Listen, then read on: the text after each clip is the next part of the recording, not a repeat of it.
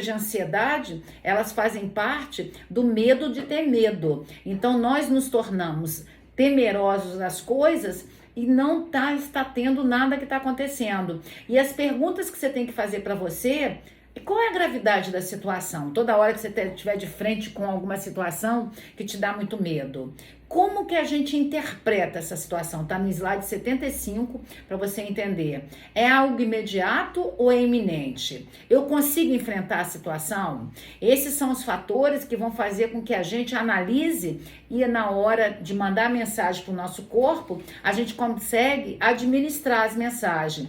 Se eu vou ou não vou, se eu luto ou não luto, se eu fujo, se é algo perigoso ou se é algo que o meu corpo vai manifestar as coisas ou não vai manifestar.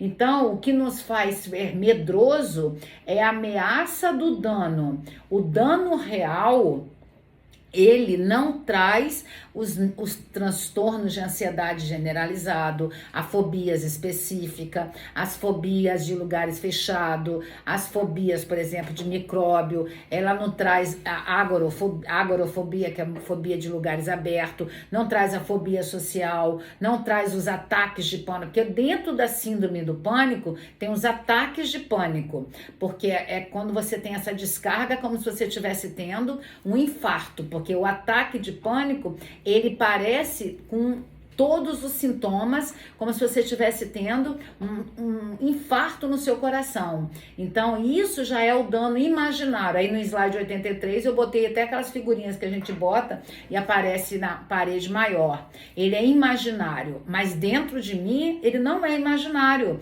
Ele se torna real. Aqui eu saliento porque outros animais mamíferos que não nos dão medo e eles sentem medo agudo quando algo real está acontecendo. Um assaltante coloca a arma na sua cabeça, tem uma situação iminente, perigosa, física, e o seu corpo se prepara. Aí tem que ficar quieto, né? Que você não vai fugir, que você pode morrer. A tendência é que aos poucos, depois você vai voltando ao equilíbrio basal, o estado basal de equilíbrio, da homeostasia do corpo, e esse medo vai embora. Agora, o medo imaginário que é o problema. O medo imaginário que é o problema. Porque você lembra da racionalidade que eu falei? A razão humana, a parte do cérebro aqui, o córtex pré-frontal, da razão, da lógica, é uma bênção, mas também é um preço muito alto que a gente paga. Porque o nosso cérebro ele é trino. Aqui embaixo está o reptiliano, que é quando a gente está na barriga da mãe, presente em todos os répteis. Tem o cérebro límbico, que está aqui à margem, que fica no meio. A sede do cérebro límbico é o hipotálamo, que é emoções. Tem o hipocampo, amígdala, tálamo. Tem vários locais no cérebro límbico, presente em todos os mamíferos. E o cérebro evoluído, neocórtex, neo quer dizer novo, o novo córtex, que está aqui na frente, que só os humanos têm, onde está a linguagem. A linguagem não é um aprendizado, a linguagem é um instinto. E pelo instinto, a gente aprendeu a desenvolver a linguagem. Então, o peso é porque nós temos a capacidade pelo cérebro pré-frontal, pelo cérebro neocórtex, de criar situações na nossa cabeça através dos nossos pensamentos. A psicanálise, ela não trabalha com efetivação na mudança de comportamento. É lógico que depois que você faz o trabalho analítico, você tem as mudanças no seu comportamento, mas o foco dela não é o comportamento, porque o comportamento está aqui no ego. O foco da psicanálise é o que está aqui embaixo, são as memórias, são os pensamentos, são os recalques, são os conteúdos que estão lá, mas eles não aparecem, eles aparecem distorcidos. Então, quando você ouvir um psicanalista falando que ele está fazendo mudança comportamental, ele está fazendo tudo menos análise com você, porque quem faz mudança comportamental é o psicólogo, que ele tem a abordagem de terapia do sistema familiar. Que terapia do sistema familiar? Terapia comportamental cognitiva. Então eu imagino que algo é ameaçador, na verdade as pessoas estão vendo que não é, mas na sua cabeça tem um leão imaginário. O meu corpo vai preparar para ameaça, que não tem nada ali na minha frente, mas o meu corpo libera no sistema nervoso simpático, aqui no local do luto ou fuga, tudo que eu criei em função da minha racionalidade, porque o medo, ele vem porque nós somos humanos. O John Paçoca não tem medo imaginário, ele só tem medo real, porque ele não tem o cérebro evoluído. Então eu estou na minha cama, mas eu criei uma situação enorme de medo. Mas ali está uma situação elícia, mas quer dizer enorme, eu errei. Então esse medo em excesso nos paralisa e deveria ser trabalhado em análise. Deixa eu só acertar aqui, que esse medo em excesso, esse medo enorme, depois vocês acertem aí. Esse medo enorme, ele nos paralisa. Ele nos paralisando, ele faz com que comece a vir várias fantasias na minha cabeça. O medo em excesso nos paralisa e deverá ser trabalhado em análise, porque ele poderá ser de mais ou de menos. Lembra, o Freud já falou isso. Todo excesso é uma falta. Todo excesso, o John quer brincar. Todo excesso é uma falta. Pra lá. Todo excesso é uma falta. Então, a diferença entre o remédio, a cura e o veneno é o tamanho da dose. Então, eu criei na minha cabeça, é enorme, mas está tudo na minha cabeça. O medo em excesso nos paralisa e deverá ser trabalhado em análise, pois ele não poderá ser nem de mais, nem de menos.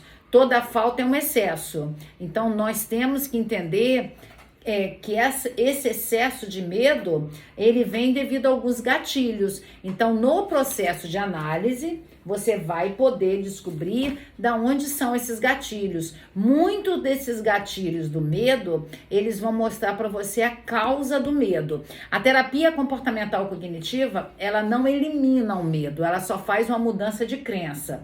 A psicanálise, ela consegue eliminar, porque ela trabalha com 3 tipos de neurose: a neurose fóbica, a neurose histérica, as neuroses atuais, né, e a neurose compulsiva obsessiva. Então, você, à medida que você vai entendendo,